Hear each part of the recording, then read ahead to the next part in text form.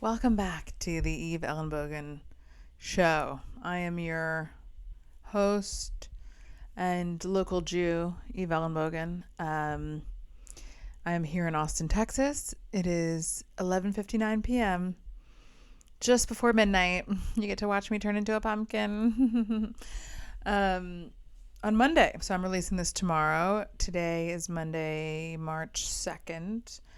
And I spent the entire day. I was actually pretty busy, but I also. It's too bright, my laptop. Okay. I also spent a lot of time scrolling about Iran. And, would you believe it? It was a little depressing. It was quite sad because it's not just about Iran, it's about all the people with all the opinions. And the opinion really, all the opinions really boil down to the same thing, which is if you have a different opinion than I do, you should die.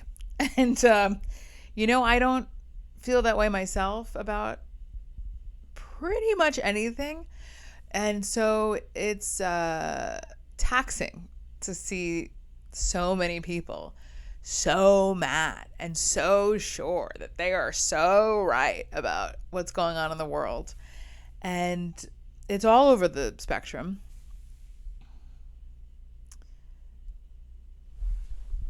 My ADHD does not allow me to look at my computer recording my audio, because if I do look at it, I just can't focus. So I turned off the screen. I'm trusting the universe. I'm trusting that my camera, which I can't see the back of, I'm trusting that it's on. I'm trusting that this is being recorded. It's so late at night that if it's not actually being recorded, man, that would suck, because I just don't think I have it in me to do another one. I've barely begun this one, and I'm already so tired. I did a show tonight. I run my own comedy show every Monday night called Power Bomb, which is at the Velveeta Room here in Austin, Texas on 6th Street. It's a new material night for good comics. And 6th Street, which you may know, there was a shooting. It's all happening, guys. It's all really fun and groovy in Austin, Texas. No, 2 nights ago, Saturday night, I was on 6th Street. I was at the Velveeta Room, I believe. Saturday night, I think I had 2 shows, one at Black Rabbit on 5th Street, and then one at Velveeta on 6th. And then I decided to go home pretty early for Saturday, for doing stand-up in Austin. I decided to leave it I guess I finished my spots by 10. And I was like, I felt really kind of sluggish on Saturday, so I decided to walk for a while. So I walked maybe half a mile, maybe a mile, probably half a mile. Let's be honest here. Don't exaggerate, just for the people. And I was walking. Yeah, and then I got an Uber the rest of the way, whatever. Anyway, I was at work on Sunday, yesterday, and my friend in England was like, hey, I heard about the shooting. I hope you're okay. And I'm like, what? And then someone else, another friend elsewhere, was like, I heard about the shooting. And I looked at, there was a shooting on 6th Street, so about a mile from where, probably less than a mile. I may try to be close to the action, but it really was close. I was further east. But same street, and there was a shooting at 2 a.m. And it was a guy who the pictures of him show him wearing a Property of Allah sweatshirt, and apparently he was had some paraphernalia that made it seem as though he was lashing out by murdering people.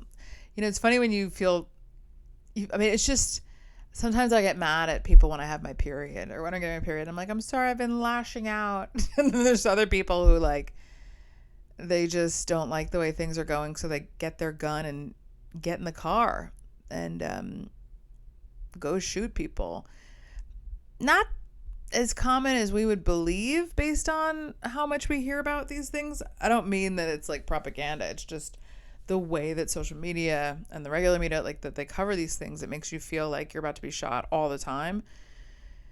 And obviously in the US, we have a lot more mass shootings than anywhere else. But I guess my point is that I don't think people are bad in general, but I think that more and more people are losing their fucking mind. And so, yeah, he killed 2 people, and a bunch of people ended up in the hospital, and maybe more will die. I don't know what the state is of their injuries. But yeah, it's like, what's going on, But before I did the show tonight, because like I said, I've been really immersed in this today, just in like Iran, and just, people are putting links in Instagram like just, I don't really like to cover too deeply or like in general, like even if I'm telling a friend a story about something that I saw online, I really try to like omit the worst parts, because I don't want to be the person to transfer the horrible news. So I'll just say that there was a comic who's clearly he's not actually American. He's someone I knew. I met at a show somewhere in the UK. And he's clearly anti-American invasion, or American, what the US is doing in Iran. And he was like, do you want to do this again? And it was like a clip, it was like a screenshot with a very graphic story of a horrible thing that happened during the Iraq War. And I was like, that's not true. Come on. And then I clicked the link to the Wikipedia, and it was 100% true. And I was like, oh. And I was like immersed in this awful news story from the Iraq War. And, just horrible, horrible, horrible things. And I was like, oh, now I feel so bad. Like, I feel so bleak. And so I had the show tonight. So I was like, this was not long before the show. So I peeled myself off the couch here where I was reading about it, went and took a shower, and got dressed, and then got my journal and went out to the porch, the balcony, and tried to journal. I did journal, and I was like writing about it and writing about, when I'm left on my own. It's funny, being a comic, I think people would assume that you'd just be like, yeah, fun, yay. No, I do stand up because when I'm on my own, it's only the worst things in my brain. It's so grim and it's awful. And I'm journaling about where humanity is headed and all this stuff. And I was thinking, I don't know how I'm going to do this show tonight. I host the show. It's a new material night. I got nothing. And I really meant it. It was like one of the few times ever that I was like, I can't do this. I cannot get on stage in front of however many people. And I knew there weren't going to be that many, because it's always a small show. It's a Monday night. Kill Tony goes on down the street. But it's a really, it's a really good show that I run, I have to say. We run. My friend Robert helps me as well.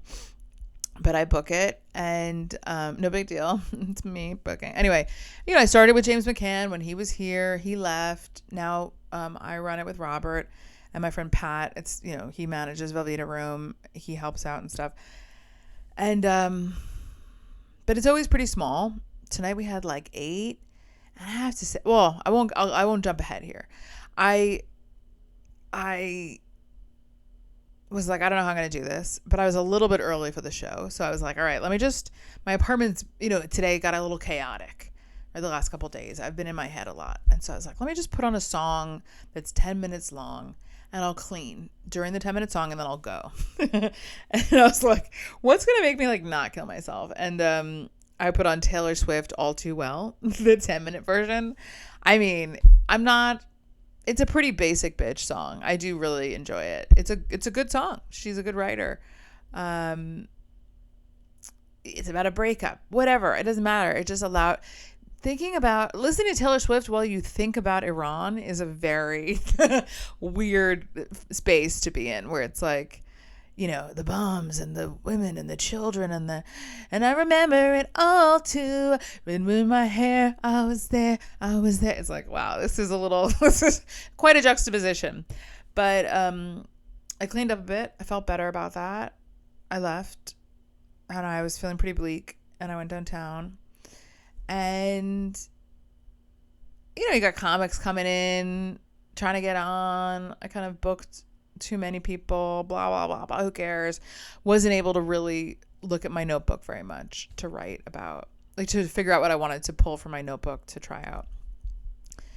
And I also felt kind of like, who gives a fuck, when you're like reading about war or contemplating like real dark shit, and then you're like, what am I going to talk about on stage tonight? It's like, who cares? And so I just started the show. There are 8 people. And I mean, it was probably the best show I've ever done there. Like, ever. I mean, sorry, the best Powerbomb show. Like, because I've had other shows that, it's not whatever. But me on this show, I do 20, 25 minutes to start the show. Just running through my stuff, getting everybody warmed up, whatever. And it was so much fun. And I talked a little bit about Iran, about whatever. But, I met this guy today because I'm selling my friend's bike for him. I'm actually selling James McCann's bike, if you know who James McCann is.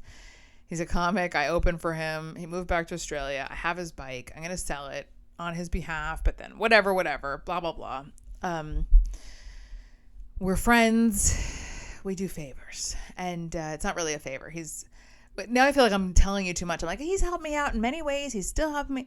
Whatever. None of your business. Stop asking questions. The point is, I took the bike to this guy at the bike store who's going to sell it for me. So I'm selling it for James. This guy's selling it for me. It's a whole, Ponzi scheme. And the guy was really nice. And, of course I said pretty quickly. I was like, yeah, I just stand up. Oh, me, I don't even work except for the job I have that I don't want. But, other than, I mean, I feel bad saying that because, what if someone from work listens? But whatever. My passion is talking to the iPhone or to the people in front. Maybe my passion is just holding a microphone. Maybe that's what I love the most. I don't even need an audience. I just want to hold this. I'll turn off the camera. Actually, as I say that, I'm really paranoid that my camera's not on, so hold on.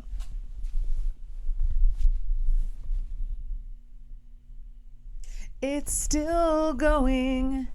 This is the thing about the iPhone. The good lenses are the part you can't see. Do you know what I'm saying? It's on the back of the phone. So if you really want to make sure you're utilizing your iPhone camera, you have to face the screen away from you. And then it's all a big trust exercise, right? Do I trust that it's being recorded?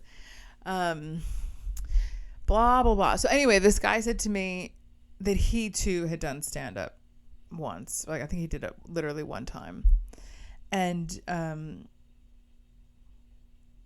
it's funny. The stand-up is one of the things that it's very weird because people go, oh my God, yeah, I've done that. And then you're like, yeah? And they're like, yeah, one time I got up there. I was really good. And you're like, oh, okay. I've done it literally thousands of times. And I don't really know my stats. I know that sometimes, tonight, I feel great. Other times I go, Ellenbogen, was that your best? It wasn't. But what are you going to do? You're going to keep going. But it is the thing where because anybody can kind of do it, people feel like they've done it. And you're like, I don't know. Oh, okay, cool. He was like, yeah, isn't it great? It's like, yeah, it's great. It's so weird. It must be hard to be a chef for that reason. Because everybody's like, oh, I make a mean meatball. And you go, oh, wow. Yeah, I went to school in France and learned to turn mushrooms into a gelatin or a fondue. Who knows? But it's just, it's funny. I feel like at a certain point you get to be a little bit of an elitist, don't you?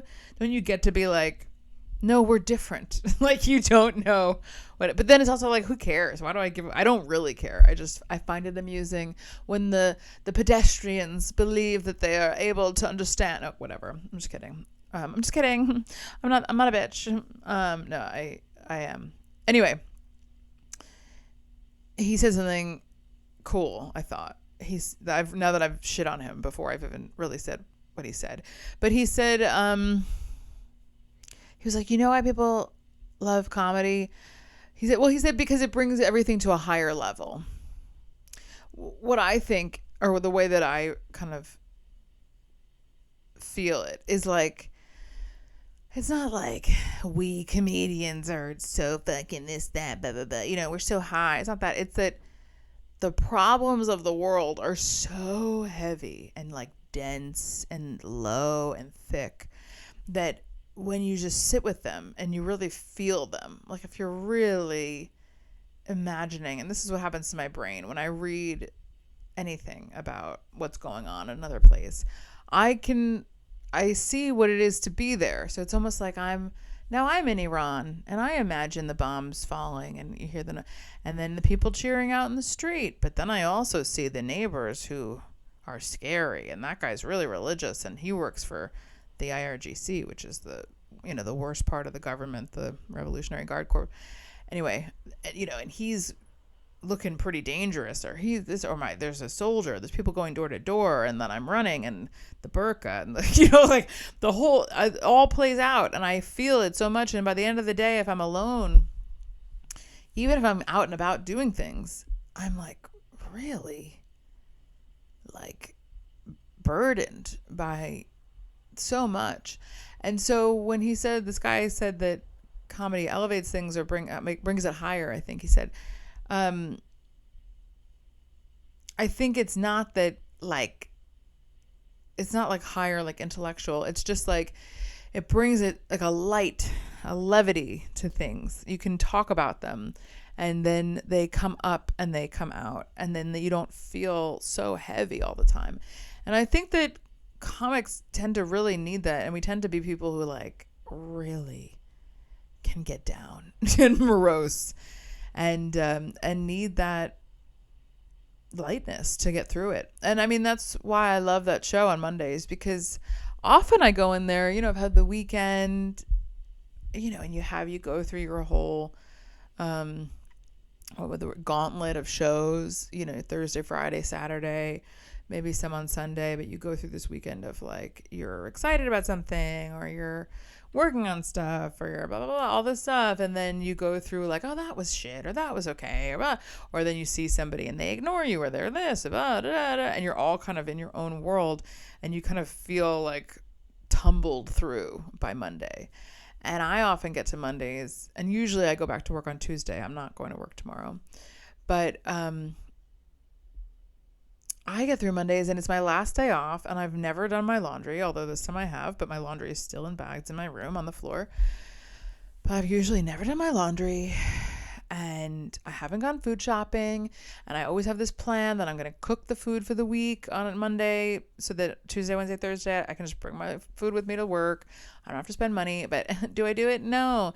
And I get to Monday night and I feel so burdened and sad and disappointed in myself and just like my life and all these things. And then I go, I can't do this. I really feel that way. I'm like, I just can't host the show tonight. And I shouldn't even do the show anymore. I should cancel the show tonight and forevermore. And then I go and do the show. And it's like, sometimes it's to like 6 people, sometimes to 12, 15. We've had it, like when James lived here, we had it sell out regularly. But I'm not James. I don't have a following like him. And so it's, probably the most I've had is like 20 since then. But it's always great. Like it really is. And the audience loves it too. And the comics love it. And it just makes me feel happier. I was talking to a comic tonight about this, that there is some kind of a little bit of weirdness, like a weird shame about needing to do stand-up to feel good. But it is true. It's like some people go to the gym and they go running. And of course I could do that too. Not running, but the gym. And that would help me, whatever. Journaling helps a little bit, but nothing really helps me feel better the way that stand-up does. Anyway, so that's how I guess I am dealing with Iran. Like it's crazy. I mean, I'll come back to that in a minute. I get just too much Iran. I wrote down notes yesterday that I wanted to talk about, but I don't know. I wrote down depression. I think I've been pretty depressed. My best friends have left Austin. Some of my other friends, as I've said on other episodes, have cancer. My father's old, like really old. He's turning 91. I guess I could be grateful. I mean, I am. But also I just I have a lot of anxiety about feeling pain, because I've already experienced a lot of loss. And so when I'm afraid of loss, it really terrifies me. And yeah, I feel very anxious at the moment about it. And I guess when my friends moved, I just kind of fell into this rut. Sorry, I just had a moment of feeling outside of myself and going, does anybody really want to hear this? Like, does anybody actually want to know these things? Am I just, like, why am I sharing this? But I don't know. I guess I'm like, maybe they do. Maybe you do. Maybe you're interested. Would I listen to this? I guess I would listen to it. I really used to love Mark Maron's podcast, WTF with Mark Maron. And when he talked about like losing his girlfriend when she died during COVID, but not of COVID. And he was like crying in one of the episodes talking about it. And then later he kind of went into more detail about her, but I really did like hearing about it. So I guess I have to think of it that way. It's weird when it's you sharing and you don't know who's listening and you go, it's not that I'm paranoid about who's listening and going, oh, I don't want you to know these things. It's that I'm going, worse. Does anybody care? That's worse to go. So you're like pouring your heart out. You're opening up deeper than you do with like your therapist half the time. And then you go, maybe no one gives a fuck. Like maybe, and then that hurts more. Like there's always this fear every time you post a reel on Instagram. I have this fear of like, well, I think people have this fear, like, what if people don't like it? What if they call me ugly? What if they call me fat? What if they think I'm not funny? And it's like, or no one's going to watch it, which is the case with me. Like so few people watch my reels. Like they just, and I know like, I don't think the quality of the video is great or the editing sometimes, like, it's just, what can I say? I don't have a professional camera. Like, and the clubs will give you a camera. They'll give you the footage. It doesn't always look great, whatever. But the point is, I think sometimes worse than being ridiculed or rejected is just being totally unimportant and like overlooked and no one cares. But whatever, at the same time, now that I'm in my 40s, something really has shifted where I'm like, well, you know what? You got to just make stuff and hope that people like it or it resonates with someone. Anyway, I will finish the thought that I was having, which was, oh God, what was it? Depression, my friends, feeling paranoid.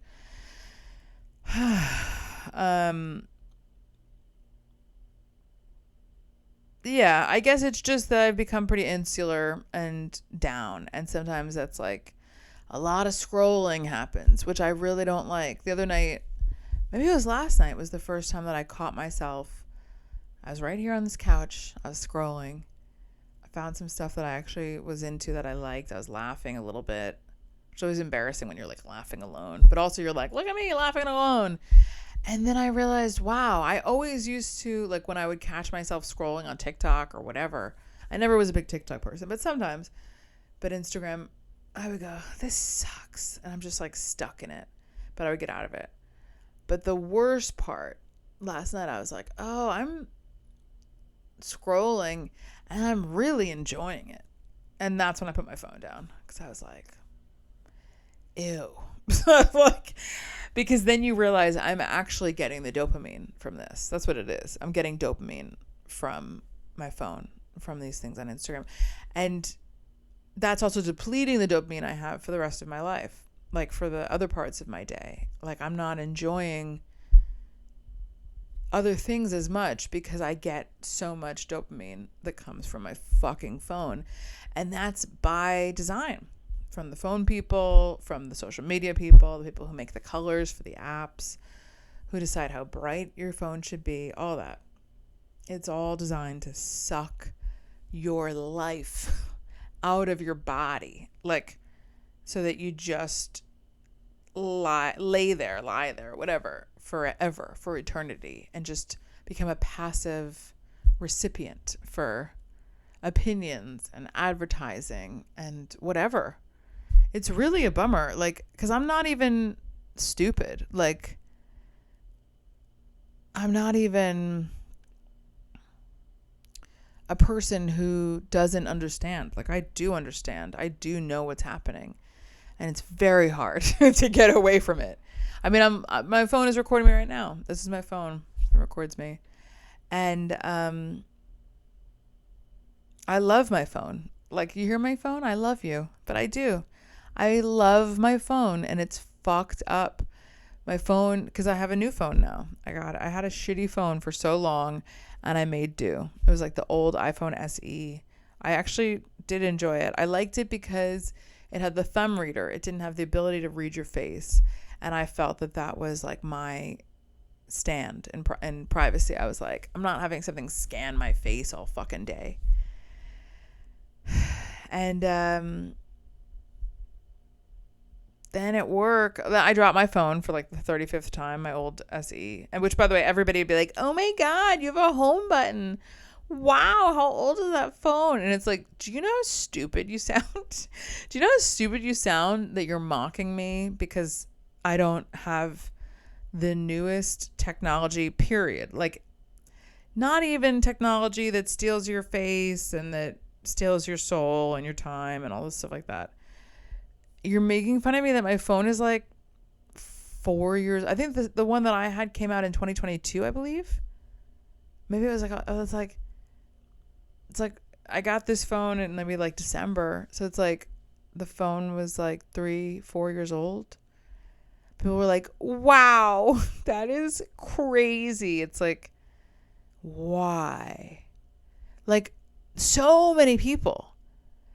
And they weren't like, oh, wow, they still make a phone with a home button. They were like, oh, my God, that is what. And it's like, you know how stupid, how indoctrinated we all are? How like you haven't bought a new thing, even though your thing still works?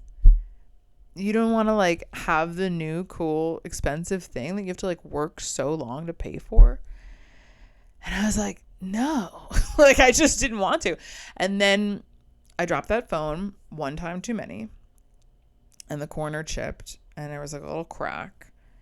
That was actually one of the things I liked about that phone. I dropped it so many times, it never cracked. It got a little crack. I was like, damn. And it just couldn't handle most of this stuff. It was getting hot. It was freezing all the time, you know, as in like the pages were freezing. I was like, damn it. Because they don't want it to be compatible with that phone. And then I work at a store and we sell used electronics. And this phone came in, the one that I'm using. And when it came in, it was purchased from somebody for not a ton of money. And I asked if I could buy it for the same price. And then we wouldn't make a profit. And I was pretty shocked that they said, yeah. So I have this phone and it reads my face all day and it sucks the life out of me. And I love it deeply. It is convenient. The screen is fantastic. It's fast. I mean, the thing is that it gives you everything that you want. And so then, of course, you just want to, it's like, I want to hang out with my phone. You know, it's like next to me. It's like me and my phone are watching a movie side by side in bed, you know. Here's me and my phone, a picture of us at the beach. Here's me and my phone going for a car ride. I mean, that would be a pretty funny series. It's just like, because that's really what it is. We don't even think about it. We just take our phone. We think of the phone as a tool. But the truth is, it's like the phone is the friend. You know, the phone is I'll put a podcast. I'll put some music. I'm going to watch this thing. I got to check my bank account. I'm going to make a trade. I'm going to bet on something. Oh, I want to buy this. It's the phone is the partner, is the other buddy. I'm going to read something, whatever. And then they have all these little monitors on the phone so that you can monitor how much you're using it, how much time, how many times you pick it up. You know, all this stuff. So it's like, it's made to be unbelievably addictive and convenient. So it's like, you have to use it, but then also there's other things to use it for, where it's like, sure, you have to use it for banking and to pay and to this and that, but you can also use it to talk to people and to look at reels and to watch porn and all this other stuff. But then they've installed these guardrails that are not guardrails. They're just a measure of your own failure. That's what it is to look at your phone use time. Mine's like 5 hours a day. And that's like a good day. 5 hours. And it's like, I was on my phone for 5 hours. What'd I do? I don't know. I don't remember. Anyway, I'm doing great. I think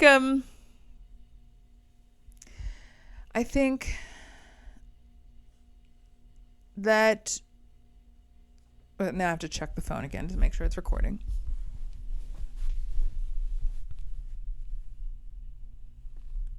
Yep, still going. Last time I had a mirror set up so I could see the back of it. Like I had a mirror on the counter behind it, and so I could see that the phone was recording, and this time I haven't done that. I'll have to do something like that in the future, because the paranoia of like, am I just speaking alone, is too much. But I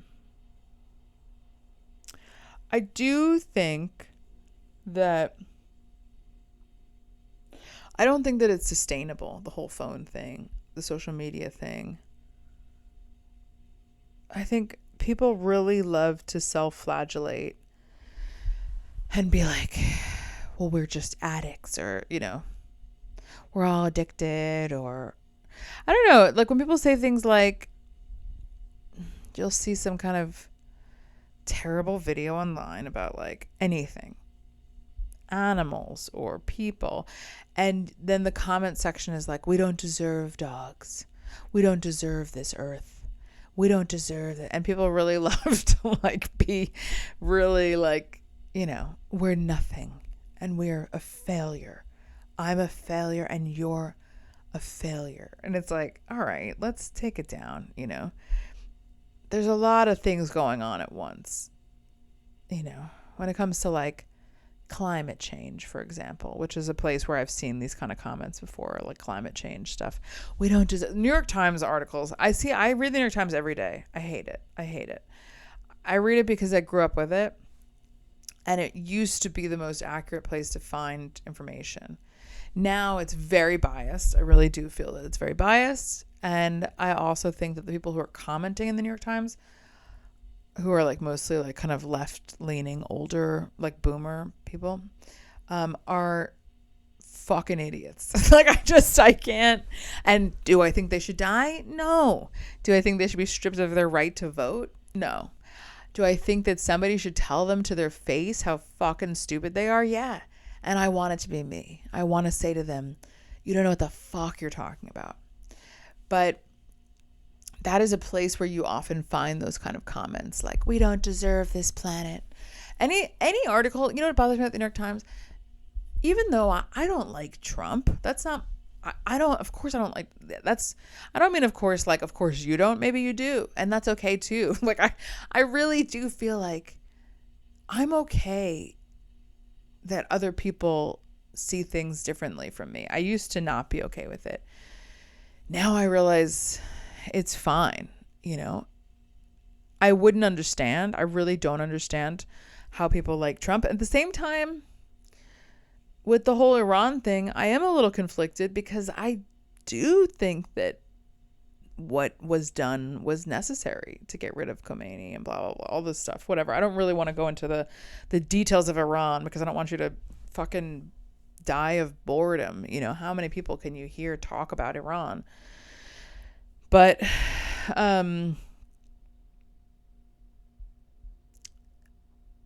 I think, yes, when you're talking about climate change or something, when you're thinking about, when you're reading these articles like, we don't deserve this place, this earth, it's like people love to blame themselves and blame each other. But this all started like way before any of us was born. Like, we weren't here during the Industrial Revolution.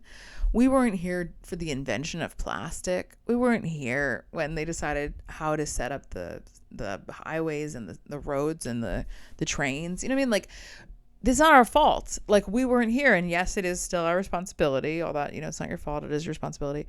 Yeah, but we can't. And the people who started those things, for the most part, they didn't know. They weren't like, what if we could make a substance like plastic? Or what if we could pull this oil out of the ground for our cars? For cars that will help us travel and like change the world so that now you can live one place and work another place, so that and we'll build roads so that you don't have to ride horses across the country. You don't have to take the train for days. You can just get in your car and drive, and you can have a kind of freedom that has never existed before, especially not in the US, right? Because Europe, they have more trains and all this stuff, but it's also a much smaller place. And it's like those people weren't like, yeah, let's do this, and maybe it'll fuck up the future. Like maybe it'll fuck over those idiots still alive. Maybe they'll have to live in a hotter planet, and all the Arctic, it'll melt, and their kids will grow up really disillusioned because they're told that their planet's going to burn down. Maybe we can fuck with them. No, they were like, we're changing the world. We're making things better. And so now the fact that we can't like fix it now, immediately, we don't know the answer. There's a lot of difficulty in finding the solutions. There is a lot of apathy. A lot of that apathy comes from the difficulty of trying to reimagine a society that didn't cause, all this pollution and all this stuff like that. And people go, well, we don't even fucking deserve it.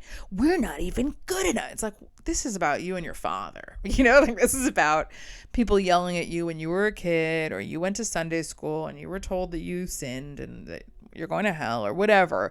And so now you're projecting that on like, well, humans are bad. It's like, I don't think we're bad. I think we're just we're in a tight spot right now because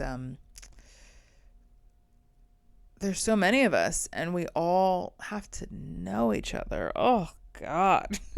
Wasn't it better when, if you remember, I remember it was so much better when we didn't have to know everybody. When it was like, you just were in your life, you met other people at random. Maybe you met them in school, maybe you met them on the bus. I met a very good friend in Korea at a convenience store under my apartment. Like, it was on the first floor of my apartment building. I went down. I'm sure I was like, I always used to struggle about food then, as I do now, where I'd be like alone in my apartment, midnight. I'd be like, do I go downstairs? Do I go get ice cream?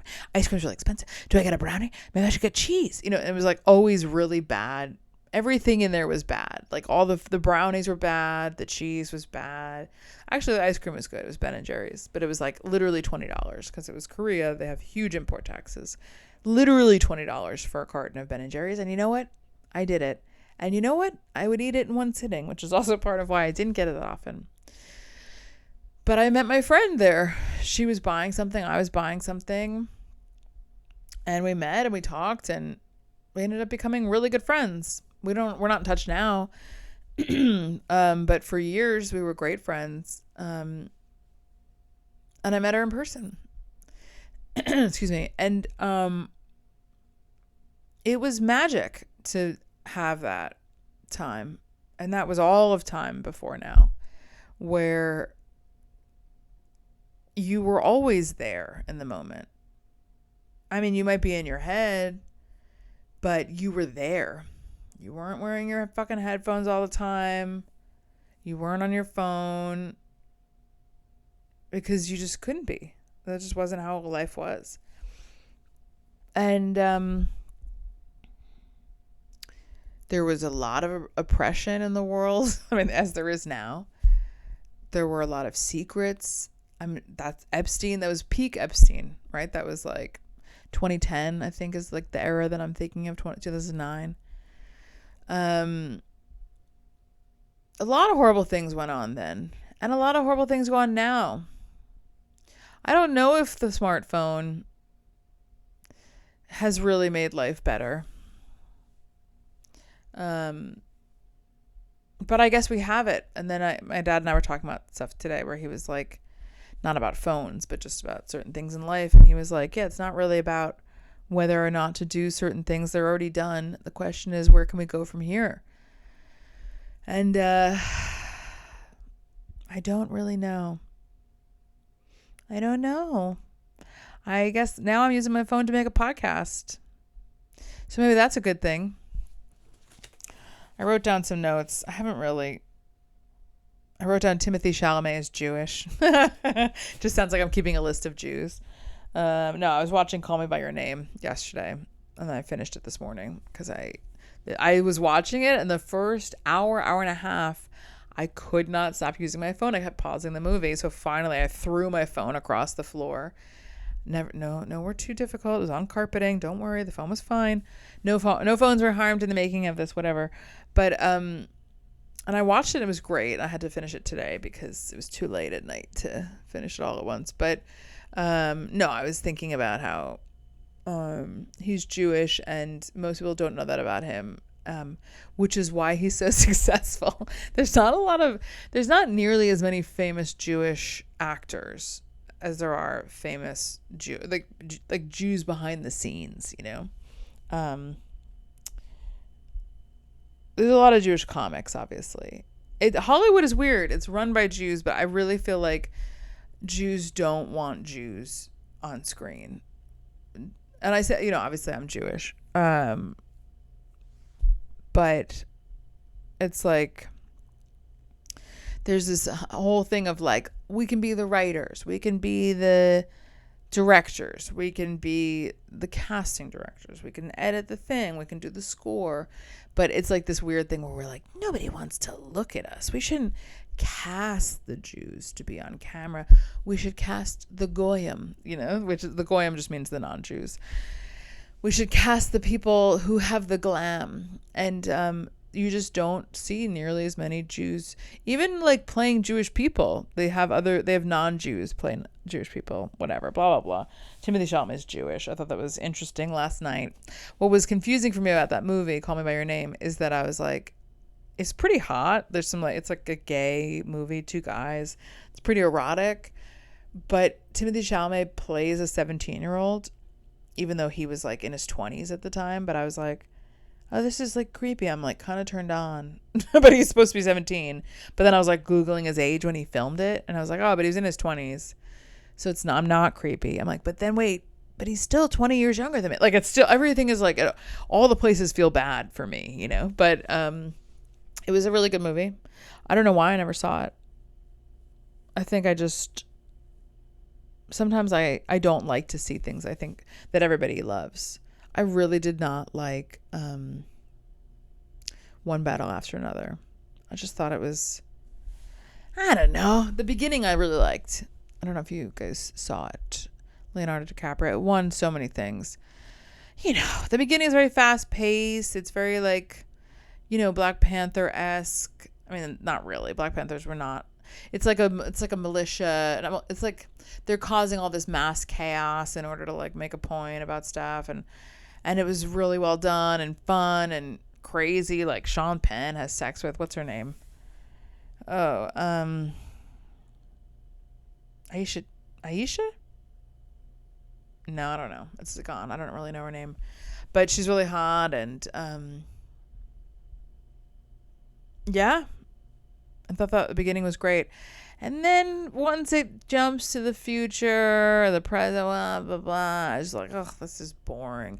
But, you know, I thought it was boring, and I thought Leonardo DiCaprio's character was kind of annoying, and I didn't really believe that the character from the past, Leonardo DiCaprio's character, would evolve into the character that he becomes later, where he's like very paranoid and kind of like cowardly and skittish and all this stuff. And all this shit happens in Mexico and whatever. There's a really cool car chase scene in it. I like that, but that's it.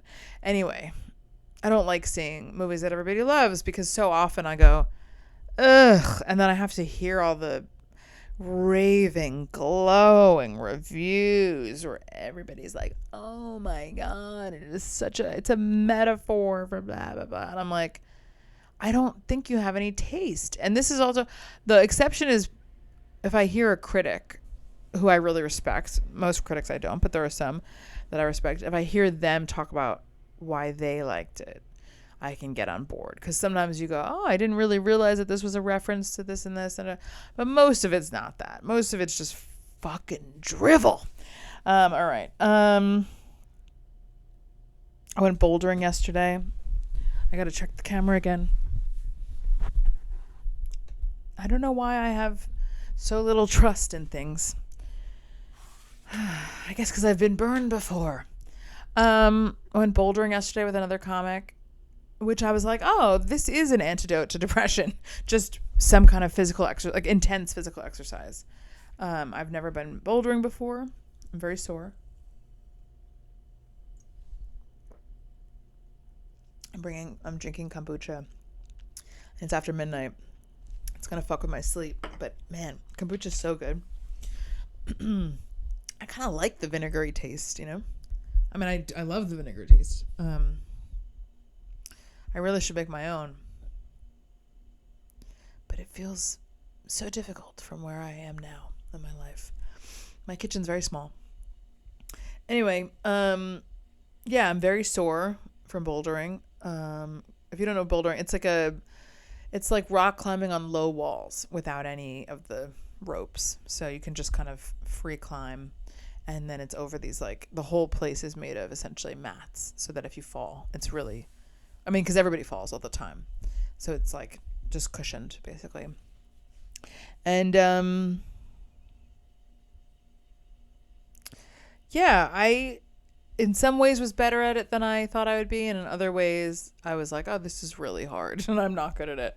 But my arms are I get that muscle pop today. So I like that. I'm reading a really good book. I said I'm kind of depressed.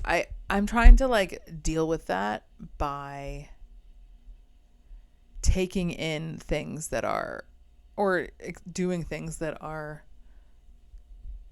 going to like lift me somehow. So I've been,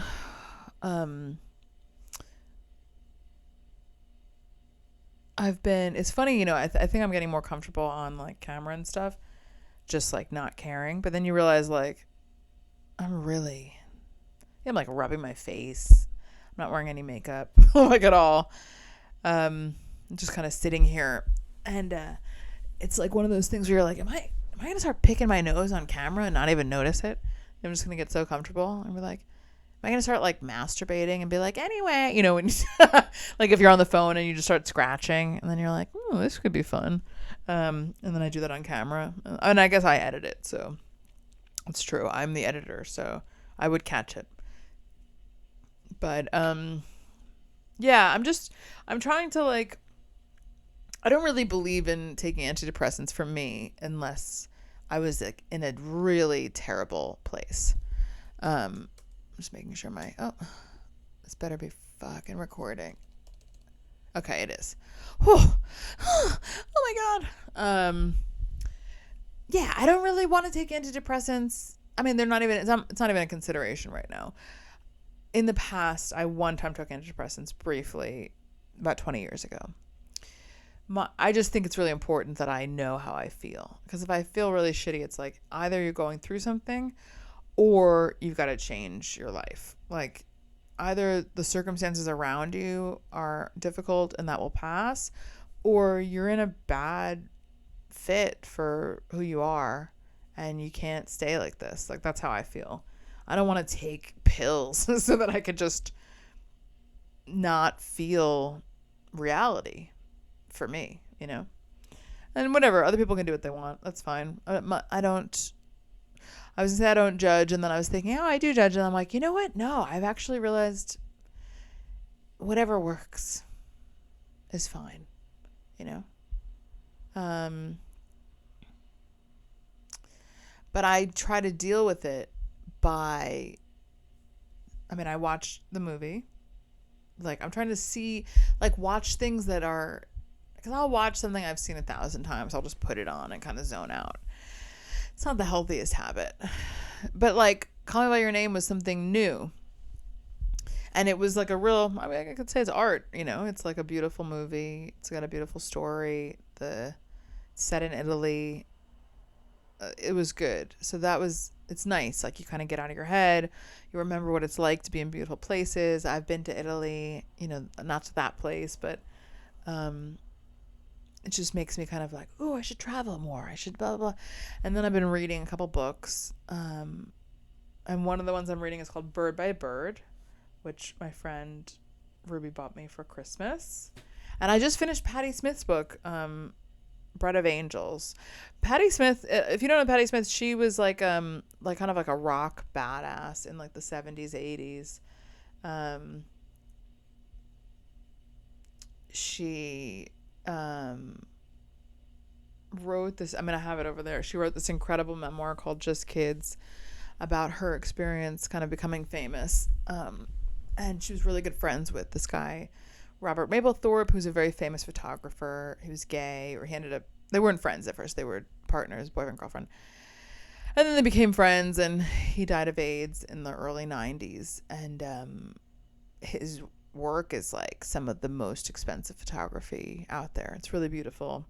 And they were best friends. And so she wrote Just Kids about that relationship. So I always had this like really kind of bad bitch image of her, like this kind of cool, tough but soft, whatever.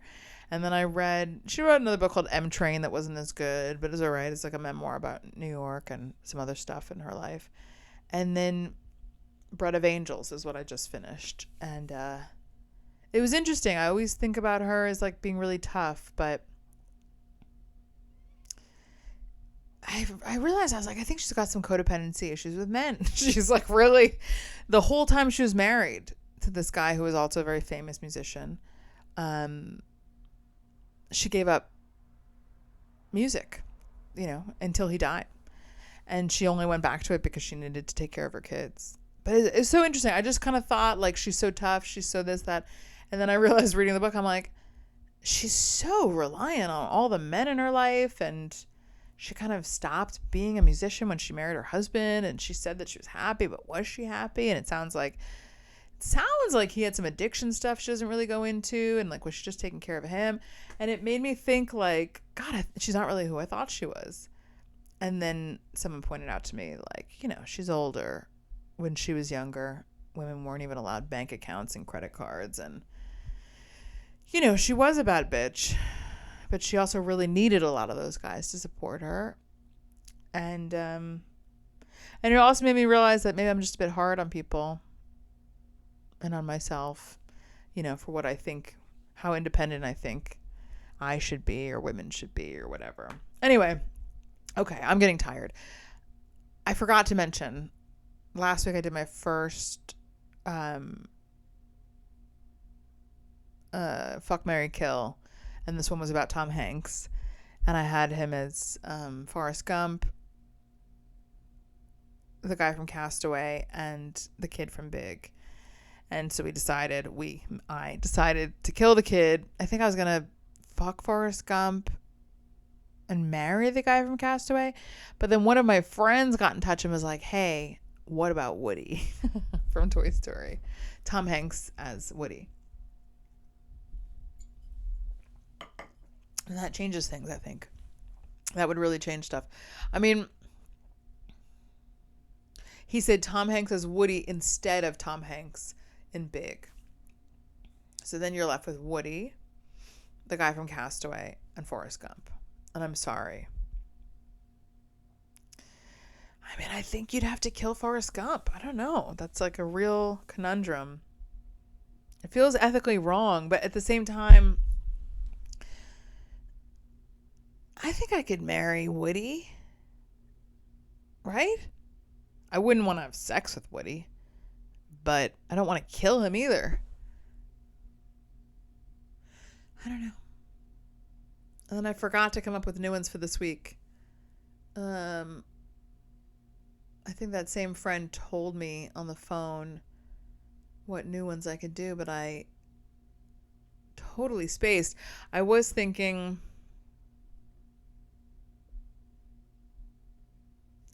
Donald Duck.